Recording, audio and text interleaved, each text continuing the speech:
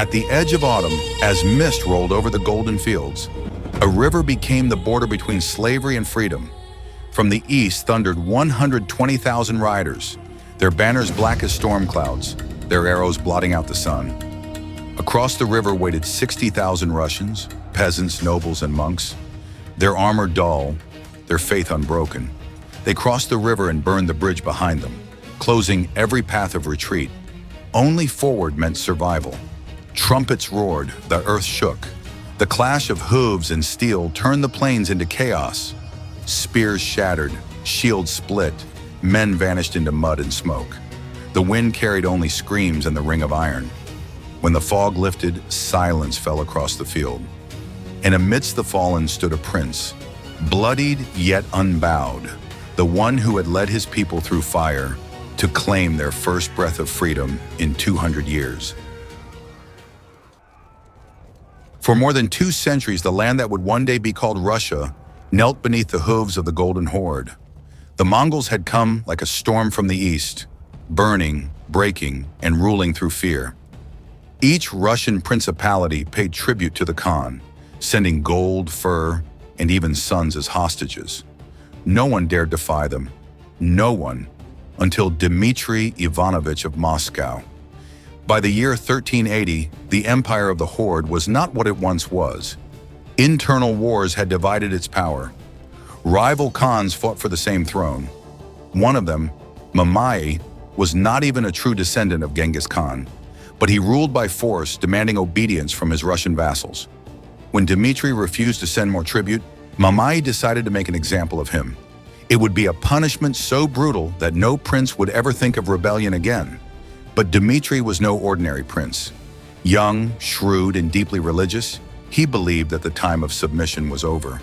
He saw the Horde weakening and sensed destiny pulling Moscow toward leadership of all Rus. If he could unite the divided Russian lands under one banner, even for one battle, then Moscow would no longer be a subject of the steppe. It would become the heart of a new nation. The two forces could not have been more different. Mamaye's army numbered close to 120,000 men, a sea of horse archers, Tatar lancers, and Genoese mercenaries from the Black Sea coast. They moved with terrifying speed, striking from a distance, vanishing like wind.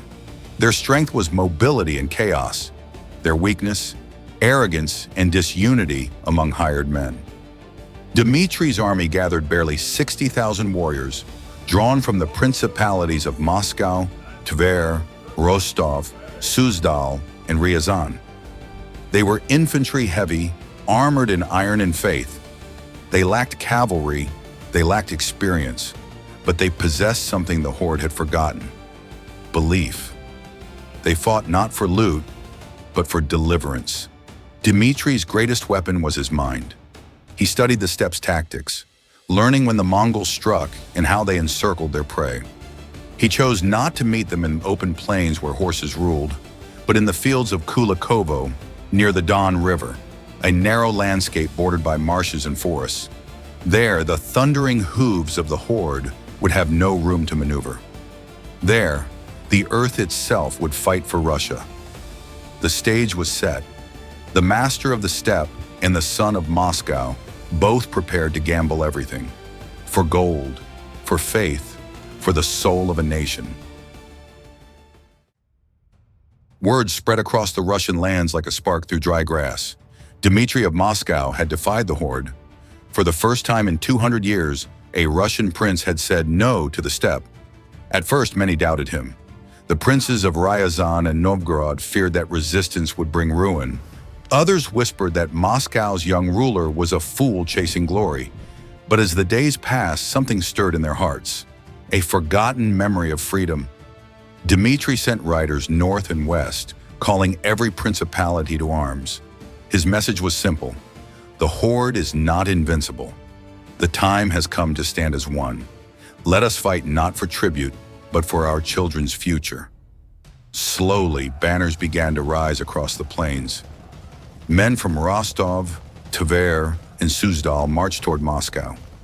Blacksmiths worked day and night, forging armor and sharpening blades that had not seen battle for generations.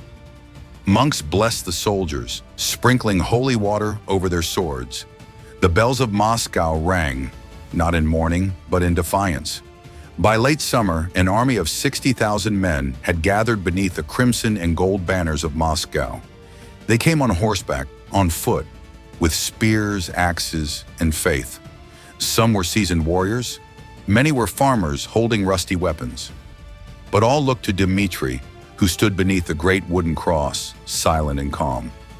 Far to the south, Mamaye learned of this defiance. Furious, he called his allies. Genoese mercenaries from the Black Sea, Tatar tribes from Crimea, and remnants of the horde still loyal to him. When they assembled, his force swelled to over 120,000. The steppe thundered once again. Mamaye believed victory was certain. He would crush Moscow's army in one blow, burn their cities, and drag Dmitry's body before the Khan. But Dmitry had no intention of waiting behind his walls. He knew that to fight near Moscow would invite devastation upon his people. So he made a decision that would change history. He would march south to meet Mamaye on open ground. He would cross the Don River, leaving no bridge behind. There would be no retreat. In early September, as mist drifted low over the fields of Kulikovo, the Russian host took its position. To the west, hidden in a forest hollow, Dmitry placed a reserve regiment under the command of Prince Vladimir Serpukhov and the veteran Bobrock-Volinsky. They would wait for the perfect moment to strike. To the east, Mamaye's banners appeared, black, red, and gold, rolling like waves. Trumpets blared across the steppe. Two worlds faced each other, the nomads of the endless plain and the sons of the Northern Cross. Between them, only silence and the promise of a dawn that would decide the soul of Russia. Dawn broke over Kulikovo field, shrouded in mist. The wet grass glistened beneath the rising sun, and the Don River whispered behind the Russian lines, a silent reminder that there would be no retreat. For a moment, the two armies simply stared at each other across the open plain. Tens of thousands of men, silent, waiting. Then a single trumpet screamed. The ground began to tremble. The Golden Horde moved first. Waves of light cavalry galloped forward, black banners snapping in the wind. Their hooves shook the earth. Their arrows darkened the sky. From the mist, the first rain of death fell upon the Russian front ranks. Men lifted shields and crossed themselves as the sky turned into a swarm of iron. But Dmitry's lines held. Spearmen locked shields shoulder to shoulder, forming a wall of faith and steel. Behind them, the archers of Moscow answered, arrows whistling upward like a storm of vengeance. The field vanished into dust, screams, and smoke. Then came the charge. Mamaye unleashed his heavy cavalry. Tatar horsemen, lances lowered, roaring across the field. They slammed into the Russian front like a tidal wave. Armor splintered. Horses screamed. Men were thrown into the mud, trampled beneath hooves. But the Russians did not break. They closed ranks again and again, pushing forward inch by inch, fighting not with formation, but with fury. In the chaos, Prince Dmitry fought among his men, indistinguishable from any soldier. He had donned the armor of a common warrior so the enemy would not recognize him. Beside him, his banner-bearer, dressed in the prince's own armor, fell beneath a rain of arrows. The Mongols shouted that Dmitry was dead, and their morale surged. They pressed harder, driving the Russians back toward the river.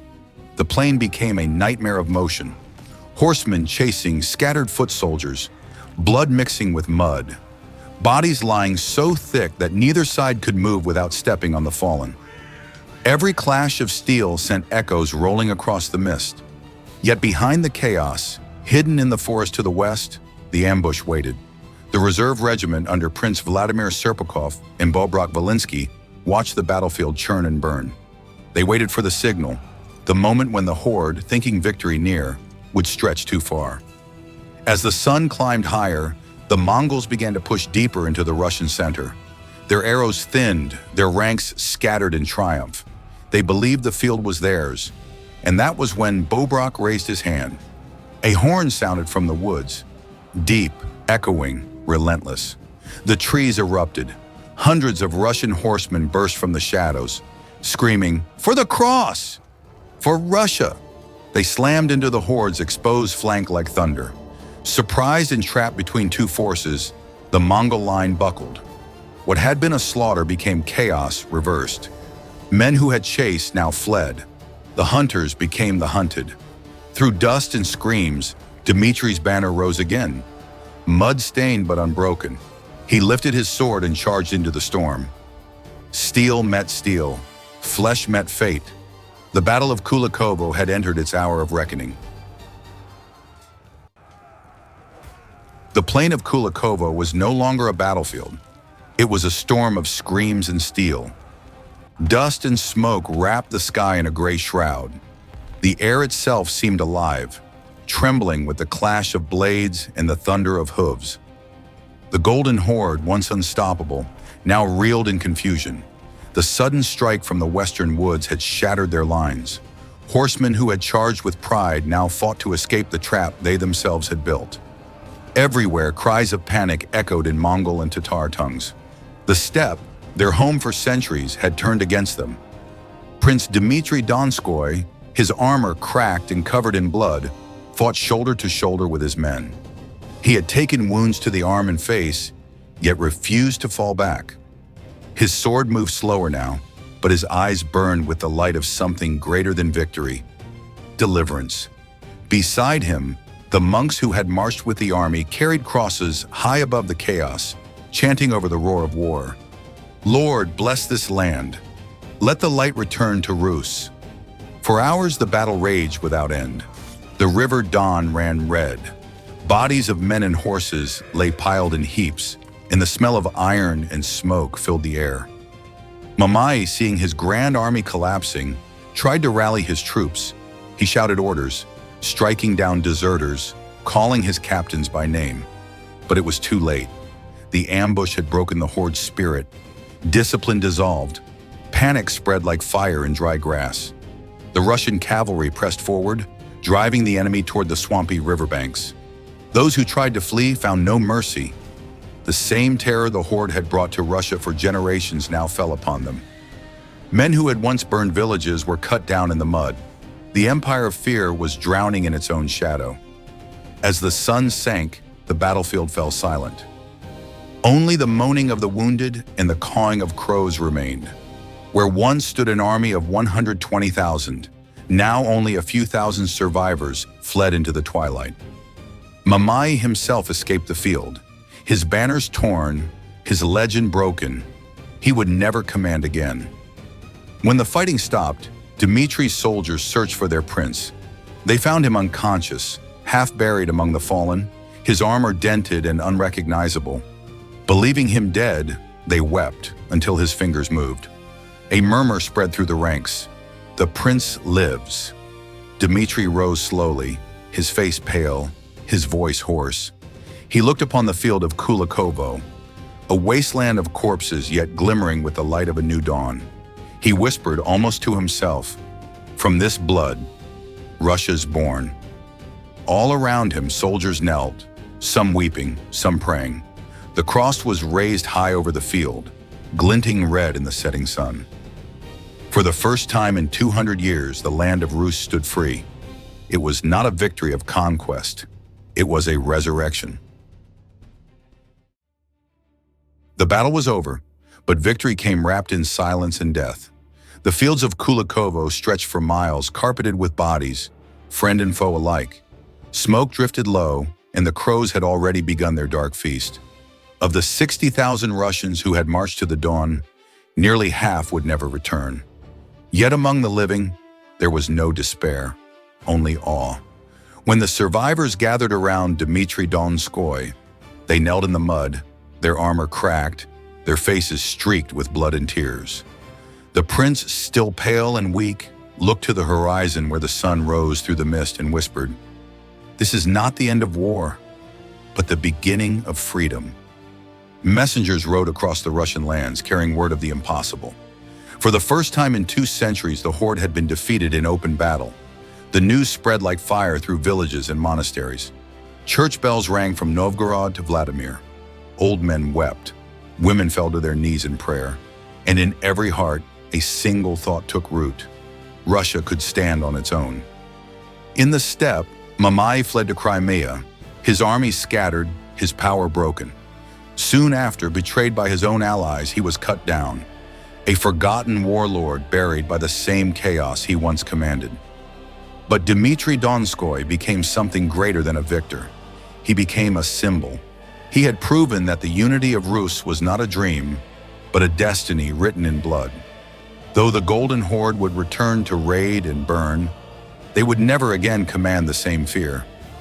On the field of Kulikovo, monks built a wooden chapel. They buried the fallen, Russian and Tatar alike, under a single cross, for all had shared the same sky, the same earth, the same judgment of history. Every year, pilgrims would come to kneel there, touching the soil still dark with ancient blood. They did not speak of defeat or victory, only of rebirth. Centuries have passed since the mist lifted from the fields of Kulikovo, but the echoes of that day still live within the soul of Russia.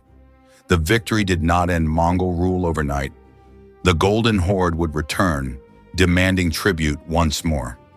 Yet something fundamental had changed. The fear was gone. The Russians had learned that the Horde could bleed. From that moment, a seed was planted. The seed of a nation that would one day stretch from the Baltic to the Pacific. Moscow rose from a provincial fortress into the heart of a growing realm. Princes became rulers, and rulers became czars. And through every war that followed, against Tatars, Poles, Swedes, and Napoleon, the people of Russia looked back to Kulikovo as their first awakening. In cathedrals, the name Dmitry Donskoy was spoken not as a warrior, but as a saint. Painters, poets, and monks told the story of how faith and unity triumphed over fear. For them, Kulikovo was not just a battlefield, it was the cradle of Russian identity. Even today, when dawn rises over the Don River, the mist moves like a memory across the fields. Locals say you can still hear the faint sound of hooves and the low murmur of men whispering prayers in the fog. It is said that Dmitry's spirit still walks the land he freed. Not as a conqueror, but as a guardian watching over the heart of Russia. Kulikovo was more than a victory. It was a revelation. The moment a broken people remembered who they were and realized they could stand against the world. From the mud, from the blood, from the silence after battle, a nation was born.